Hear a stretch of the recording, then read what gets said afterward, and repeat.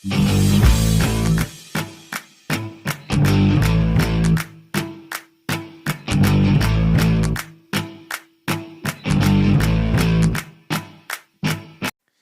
a leer un texto de la Biblia, Efesios 3:10.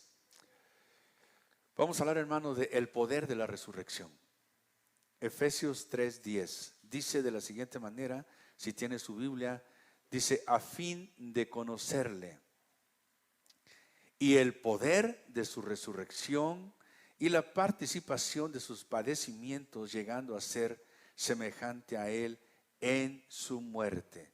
Esta es la versión Reina Valera en 1960. La Nueva Traducción Viviente dice: quiero conocer a Cristo y experimentar el gran poder que lo levantó de los muertos. Por eso dice: a fin de conocerle y también conocer el poder de la resurrección. Es importante entender, hermanos, que nos podemos mover en diferentes esferas como creyentes.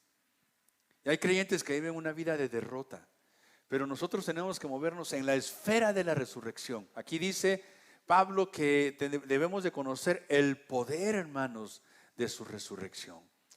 Y nosotros entendemos lo siguiente: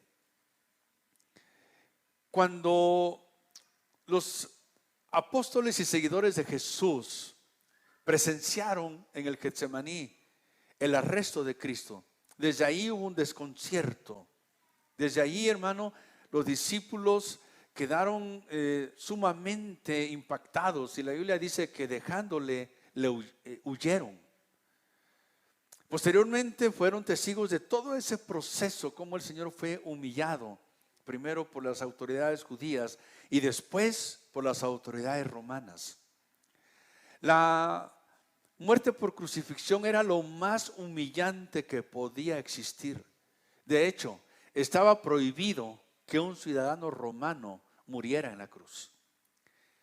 Ese tipo de muerte estaba reservado para los extranjeros, para los criminales, para las peores personas. Y los seguidores de Jesús vieron todo eso y ellos quedaron llorando.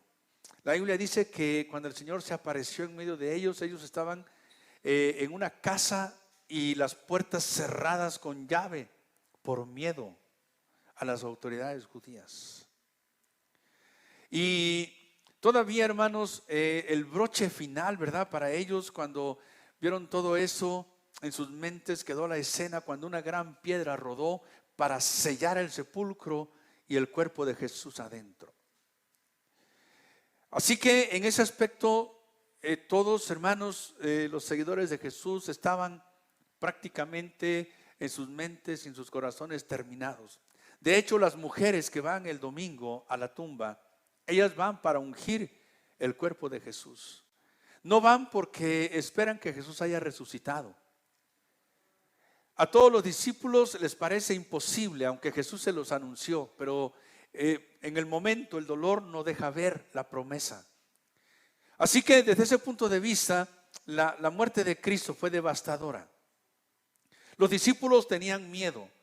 Nadie, hermanos, o tuvo el valor de ir a la tumba, excepto las mujeres. Y digo, gloria a Dios por las mujeres, hermano. Fueron las únicas que fueron al sepulcro. Así que, pues las mujeres cuando se deciden hacen grandes cosas, hermanas. ¿Sí? Y sin embargo tenemos que entender una cosa: el drama de la muerte de Jesús no terminó en la cruz, no terminó el viernes, sino el domingo. Cuando Jesús, hermano, resucita, es el momento más glorioso de toda la historia de la humanidad. Cuando Jesús se levanta, ¿sí? Porque en el pasado algunas personas habían resucitado. Jesús resucitó 3 personas en su ministerio en la tierra: al hijo de la viuda de Naín, a la hija de Jairo y a Lázaro. Pero esas personas resucitaron, pero volvieron a morir. Pero el único que resucitó para no morir jamás es Jesús. Y ese es el momento más glorioso. Y vemos un cambio del domingo, del sábado, del viernes al domingo. Y vemos, hermano, que el domingo es muy manifiesto el poder de la resurrección de Jesús. ¿Cómo lo vemos? Mire, El día viernes los romanos parecían invencibles, poniéndole a Cristo una corona de espinas, humillándolo, pegándole con una caña, crucificándolo. Pero el día domingo, cuando Cristo había resucitado, dice, hermano, la palabra que estaban unos ángeles afuera del sepulcro con vestiduras blancas, y entonces la palabra nos dice que por miedo de él, de los ángeles, los guardias romanos quedaron como muertos. Dice otra versión, se desmayaron.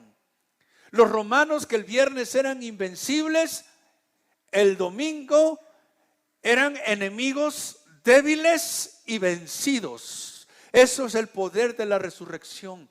Cuando tú entiendes que tienes un Cristo vivo, tus problemas ya no son tan grandes. Tu enfermedad no es incurable. Tu problema sí tiene solución. Cuando vives, hermano, en la espera de la resurrección, te das cuenta que para el que cree, todo le es posible, y que el enemigo no es tan grande, el enemigo es pequeño. El único grande se llama Jesús de Nazaret, el Hijo de Dios. Amado hermano, cuando vivimos en la espera de la resurrección, somos victoriosos. Si tú estás, hermano, derrotado, desanimado, es porque no has entendido claramente que Cristo está vivo. Se dice en los tiempos de la Reforma, cuando Martín Lutero enfrentó tantos enemigos.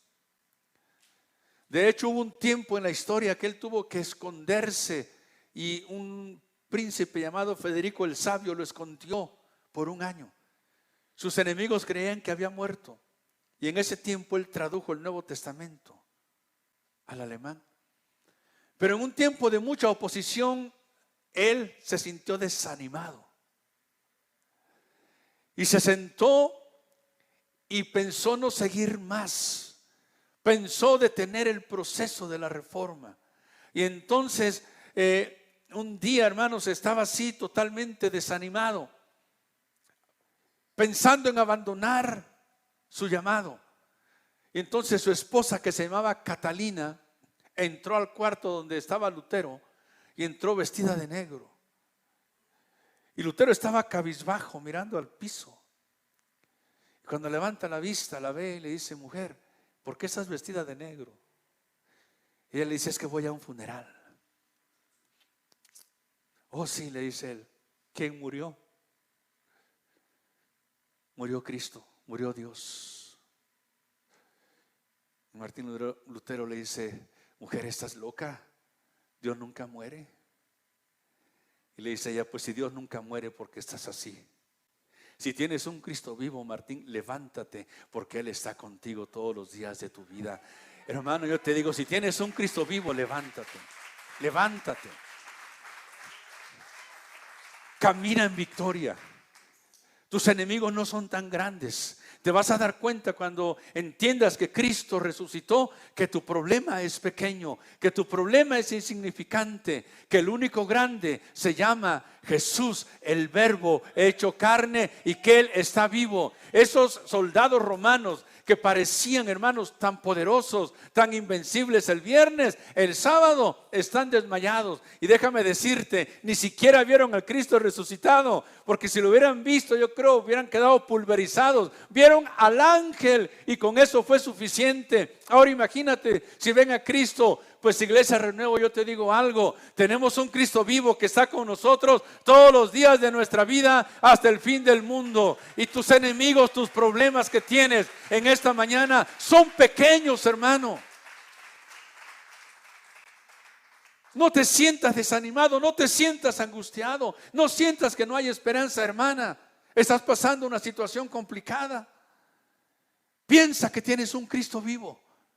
Y entonces te darás cuenta que el problema es pequeño comparado al poder de Dios. Amén. Cuando vivimos en la espera de la resurrección, hermanos, también podemos avanzar a la meta. Yo quiero preguntar en esta hora: ¿cuántos están orando para que una puerta se abra, de una oportunidad, de un crecimiento? Levante la mano. Qué bueno. Siempre hay que tener proyectos. Siempre hay que tener metas. Pero mire, dice la palabra del Señor, cuando llegó Jesús la noche de aquel mismo día, el primero de la semana, estando las puertas cerradas en el lugar donde los discípulos estaban reunidos por miedo de los judíos. ¿Saben por qué tienen miedo? Porque no han visto al Cristo resucitado. Por eso tienen miedo.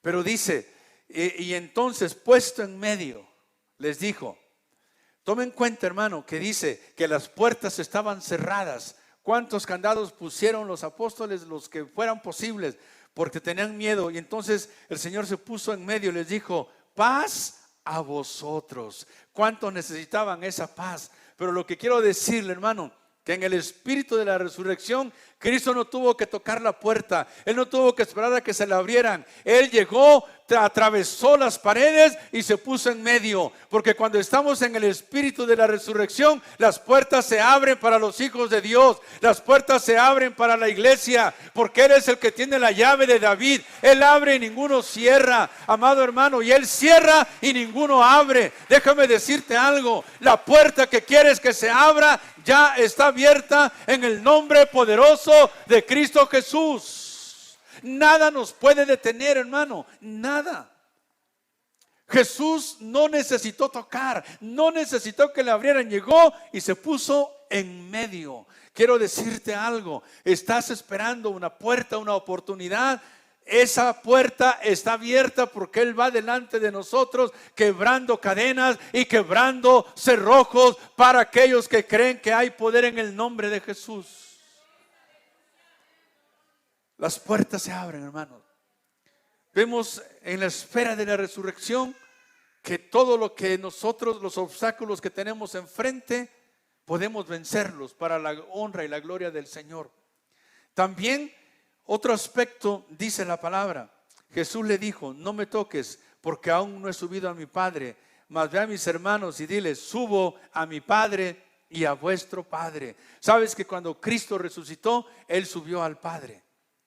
Él subió al Padre para dar cuentas de que Él había cumplido la misión. Y eso lo hizo después de la resurrección. Y nosotros, hermanos, cuando vivimos en la misma esfera que Jesús, también tenemos acceso directo al Padre. ¿Cuántos lo creen?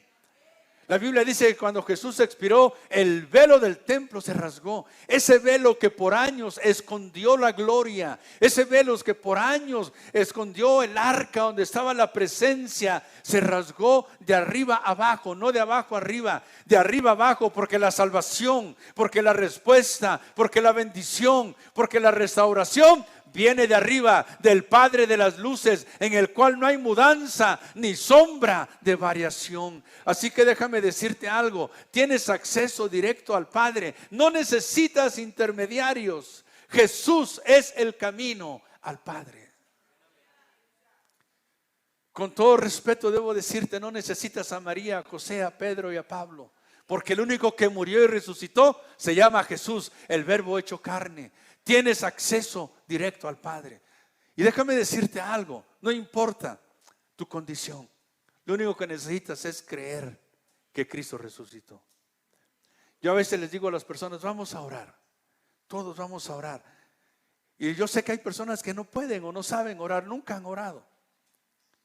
Y lo único que le digo, si no sabe orar, dígale al Señor, Señor, no sé orar. Y ya está orando. ¿Cuánto poder hay en la oración, hermanos? ¿Por qué? Porque el acceso es directo al Padre. Si tú vas manejando y de pronto percibes que alguien te va a chocar, tú puedes ahí decir, hay poder en la sangre de Cristo y por tu fe accediste al cielo, hermano. Y sabes que el ángel de Jehová acampa alrededor de los que le temen y los defiende. Lo que yo quiero decirle es que es muy importante, amado hermano, que vivamos en esa espera de resurrección. Mire, otra de las cosas muy importantes que yo quiero comentarle, en esa esfera, en ese poder, en ese espíritu, hay algo bastante, hermano, bastante poderoso. La palabra del Señor nos dice que cuando en una ocasión al Señor lo estaban siguiendo muchas personas por el desierto. Y entonces el Señor le dijo a Felipe: ¿de dónde compraremos pan para que coman estos? Entonces, ¿por qué? Porque Felipe era de Betsaida y estaban cerca de Betsaida. Y eso usted lo puede encontrar en el Evangelio de Juan, ¿sí? En el capítulo 6, ¿sí? Y entonces le dijo también a Andrés, hermano de Simón, Pedro le dijo entonces: Señor, aquí está un muchacho que tiene 5 panes de cebada y 2 pececillos. 5 panes de cebada y 2 pececillos. Hermano, yo creo aquí, si usted tiene hijos adolescentes, que eso no les dura ni al comienzo, ¿verdad? Pero vino uno de los discípulos y le dijo: Señor, aquí hay 5 panes de cebada y 2 pececillos. Y entonces el Señor dio una orden y dijo: haced recostar a la gente. Y dice que bendijo esos panes y esos peces, y comieron todas las personas, y sobraron 12 cestas. Qué milagro tan grande, hermanos. Por eso quiero decirle que en nuestra mesa nunca faltará provisión, porque lo que tengamos Dios nos va a multiplicar. ¿Cuántos lo creen, hermano? Siempre, siempre.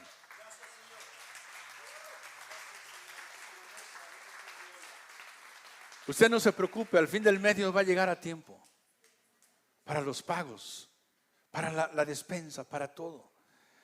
Pero aquí, hermanos, y mire, dice la Biblia que eran como 5,000 varones. Y lo que pasa que en su tiempo no se contaba a las mujeres ni a los niños. Entonces fue un predicador americano a mi tierra y dijo: no, pues si tomamos en cuenta que cada pues hombre tenía una esposa, eran 10,000.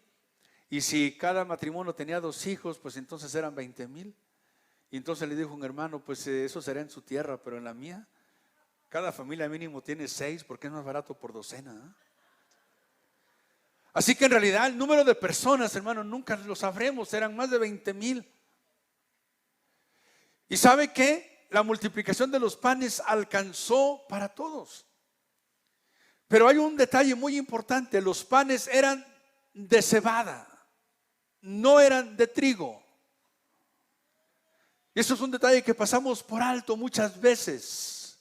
Y este milagro se realiza en el poder de la resurrección, en la esfera de la resurrección. El trigo representa la muerte. Jesús dijo: si el trigo no cae a tierra y muere, queda solo, pero si muere, lleva mucho fruto. Entonces el trigo representa la muerte, pero la cebada representa la resurrección. En los tiempos bíblicos, el trigo y la cebada se sembraban como en octubre. Y la que primero daba fruto en primavera era la cebada. Era el primer fruto de la tierra. Y entonces el pueblo tenía que tomar una gavilla, un manojo, y venir con las primicias de ese fruto. Y las primicias de la tierra era la cebada. ¿Y sabe qué, hermano? La Biblia dice que Cristo es primicias de los que durmieron. La cebada nos habla de resurrección, y ese milagro se llevó a cabo en el poder y en la esfera de la resurrección. Déjame decirte, en el poder de la resurrección hay provisión, hay multiplicación, hay abundancia en el nombre de Cristo. Por eso no debe haber ningún necesitado en el pueblo, porque cuando vivimos en ese poder, todo lo que tenemos, el mundo dice que es poco, pero por la fe es mucho. Alabado sea el nombre del Señor. El mundo dice que no tienes fuerzas, pero Dios te dará nuevas fuerzas. El mundo dice que no te va a alcanzar para cerrar el mes, pero Dios dice que te va a sobrar. ¿Sabes qué dice el Señor? Que con Él, aunque tengamos nada, podemos comprar y nos sobra cambio. ¿Por qué, hermanos? Porque en esa esfera se llevó a cabo ese milagro.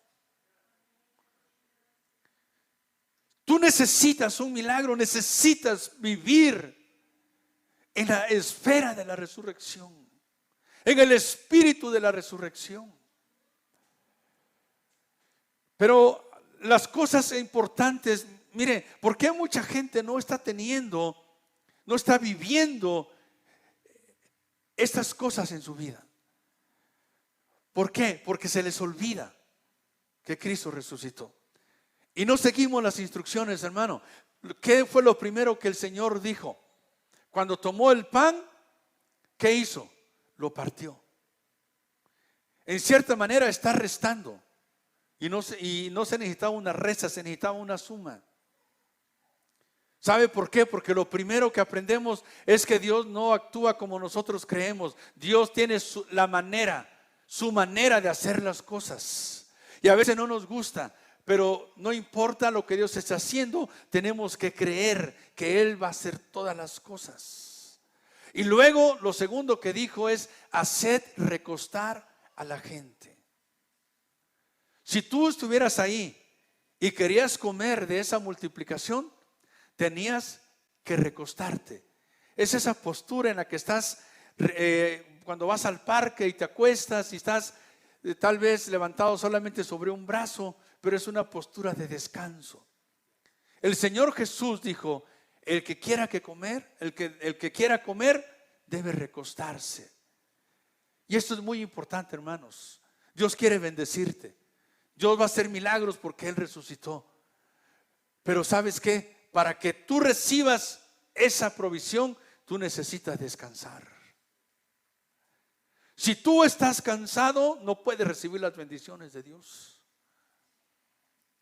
Si tú eres, por ejemplo, estás en una empresa y quieres contratar a alguien y llega con sueño, llega bostezando, ¿lo vas a contratar? No, ¿verdad? Yo he contratado personas, hermano, en mi trabajo y quieren empezar con vacaciones. Y a la semana piden permiso porque se murió su abuelita y al mes se quedan sin familia.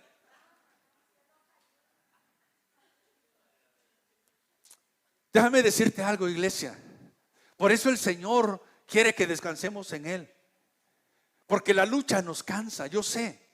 Los problemas en la vida nos cansan. A veces no duermes, a veces no comes. Pero cuando vas a recibir la bendición, necesitas descansar en Él. Porque Cristo no puede tener un ejército de gente cansada, de gente agotada. Cristo quiere que seamos un pueblo fortalecido, hermano, en el poder del Señor. Que si no tenemos fuerzas, Él nos va a dar nuevas fuerzas en el nombre poderoso de Jesús, hermano. Él quiere que descansemos. Él quiere que esta noche llegues a tu casa y digas: en paz me acostaré y así mismo dormiré. No quiere que sean las 3 de la mañana y sigas despierto pensando en tu problema y al otro día no solamente tienes el problema, sino que estás desvelado. El Señor dice: si tú vas a caminar conmigo, quiero que descanses, quiero que creas, quiero que confíes, quiero que aunque esté el problema ahí, hoy vayas y celebres, hoy vayas y duermas, hoy vayas y creas que yo estoy contigo. Haced recostar a la gente porque viene una gran multiplicación. Así que, amada iglesia, déjame decirte algo: si vienes cansado por un problema, por una prueba, es el momento que descansemos en Cristo, porque viene una multiplicación en tu casa, en tu hogar, en nuestra familia. Porque viene una grande bendición en el nombre de Cristo Jesús. Porque viene, hermano, algo grande de parte del Señor.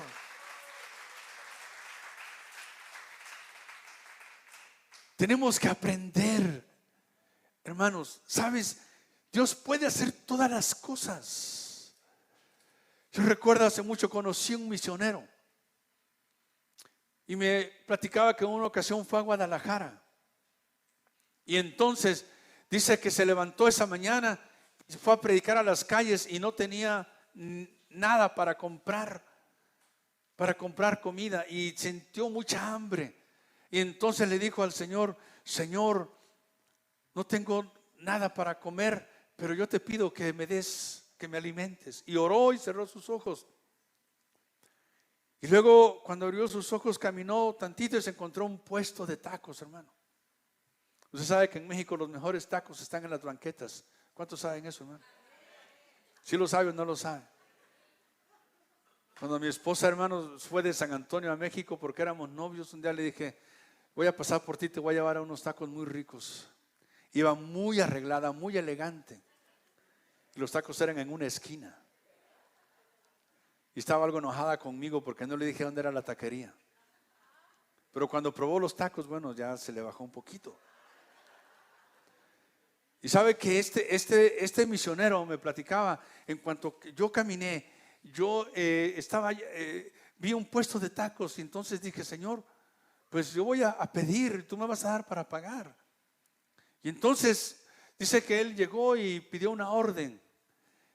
Y empezó a comer muy rico. Y cuando terminó dijo: Señor, ahora no tengo para pagar. Y entonces cerró sus ojos y dijo: Señor, te pido que me des lo que necesito para pagar. Y cuando abrió sus ojos ya no estaba la taquería. Señor, ¿a dónde se fueron? ¿Sabe que ese hombre dobló sus rodillas? Le dijo al Señor: gracias porque has mandado ángeles a alimentarme. Iglesia, tenemos que entender el Cristo que tenemos. 5 panes de cebada alimentaron a una multitud. Aunque fueran 5,000, ya son muchos para 5 panes. Pero todo eso acontece cuando le creemos a Dios y cuando descansamos en Él y cuando creemos que Él va a llegar a tiempo. Porque una cosa hemos entendido: que Dios siempre ha llegado a tiempo a nuestra vida. ¿Cuántos pueden dar testimonio de esto, hermano?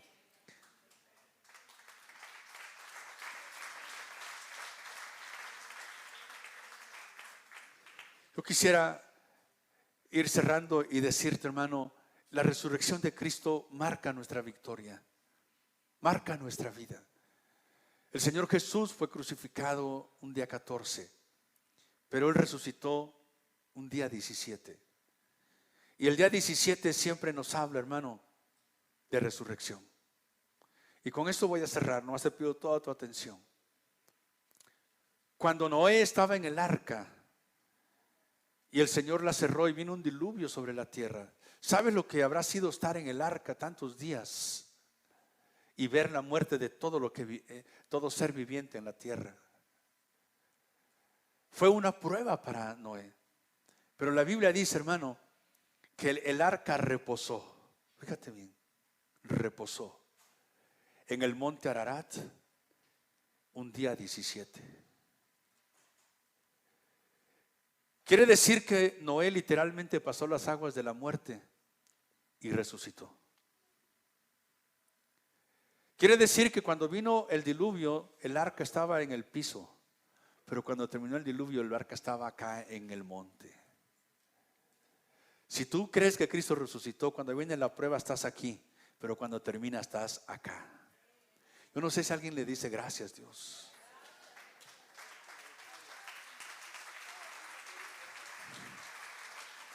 Tú dile a las personas: cuando empiece mi problema, búscame aquí, pero cuando termine, búscame allá, sentado en los lugares celestiales. Sentado en los lugares celestiales. El pueblo de Israel, hermano, cruzó el Mar Rojo un día 17.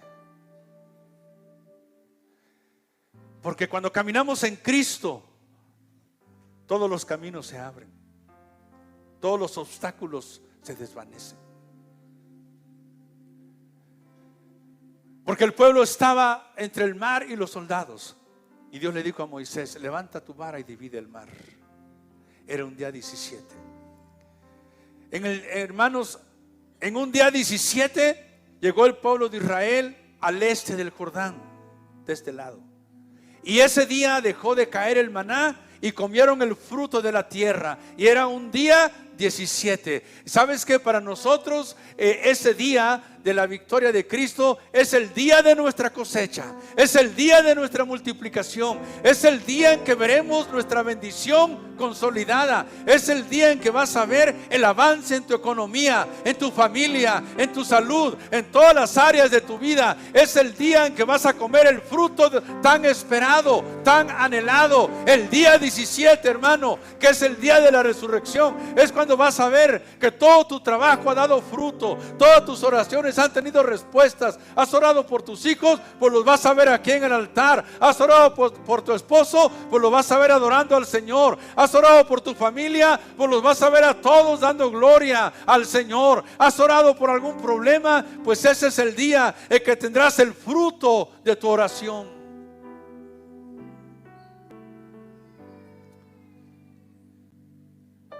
Ese día, hermano, el día 17, a través de la Escritura, podemos ver ese espíritu de resurrección. En el tiempo de Esther hubo un hombre malvado llamado Amán. Él era edomita, descendiente de Esaú. que representa la carne. Y Esaú, hermano, rechaza todo lo que es del espíritu. La carne siempre se opone a lo espiritual. Y entonces dice la Biblia que Amán odiaba a los judíos. Esther ya era la reina. Y Amán era alguien muy cercano al rey. Y entonces fue con el rey y le dijo: Señor, hay un pueblo que no te conviene tenerlo. Es un pueblo de gente que no trabaja, de gente conflictiva. Es mejor desaparecerlo. Y el rey, como le tenía mucha confianza, le dijo: está bien, ¿qué quieres que haga? Y él le dijo: haz un edicto que tal día toda la gente de la tierra puede armarse e ir y matar a ese pueblo. Y se firmó el edicto. Y toda la gente podía en ese día ir y matar a un judío. Y nadie le iba a decir nada y quedarse con sus propiedades. El problema era que la reina era judía. Y entonces cuando la reina se enteró, se metió en ayuno 3 días. Y fue a la presencia del rey sin ser llamada, lo cual era arriesgar su vida. Pero ella fue y dijo: voy, y si perezco, que perezca. Y estando con el rey, lo invitó a una comida, hermanos. Y entonces dice la Biblia que el rey le dijo: ¿qué deseas, Esther? Y ese día era el día 16 de Nisan. Y entonces el rey le preguntaba que qué quería. Y entonces la reina le dijo: quiero que por favor vengas mañana a otro banquete. Y era el día 17, que vengas tú y Amán. Y cuando están en ese banquete, hermano, la reina le dice: sabes que hay un hombre perverso que ha planeado el exterminio de mi pueblo. Y Amán había hecho una horca muy alta, hermanos, para que colgara a Mardoqueo, un judío piadoso, tío de Esther. Y entonces el rey le dijo: ¿quién es ese hombre? Y le dijo: es Amán. Y entonces el rey se da cuenta, hermano, del error que ha cometido. Y la horca que Amán hizo para Mardoqueo termina siendo para él. Déjame decirte, el enemigo siempre perece con sus propias armas. La espada de Goliat era su orgullo, era especial, y fue con la que murió. La horca que el enemigo hizo para Mardoqueo fue para él. El plan que el enemigo tiene para ti es para él, en el nombre de Cristo Jesús. Y entonces dice la palabra, hermano, que el rey inmediatamente mandó colgar a Amán de esa horca. Y era el día 17 de Nisan. ¿Sabes qué? Ese día murió Amán, tipo del anticristo. Quiere decir que en la resurrección de Cristo, hermano, nuestro enemigo está vencido. El enemigo, el diablo, está vencido. Todo lo que te ataca, todo lo que te trae tristeza, todo lo que te oprime, está derrotado en el nombre de Cristo. Por eso Cristo resucitó un día 17. Y yo pregunto, hermanos, ¿cuántos quieren ver la gloria del Señor? ¿Cuántos creen que Cristo ha resucitado? Y si tú crees que Él resucitó, estamos en el espíritu de resurrección esta mañana. Y sabes que tu milagro, tu sanidad y tu respuesta está aquí. ¿Tú lo crees en esta hora? Ponte de pie y vamos a orar al Señor. Y vamos a decirle: sí, Señor, por eso nosotros creemos que tú eres primicias de los que durmieron. Señor, te damos gracias. Y levanta tu oración. Vamos a orar al Señor.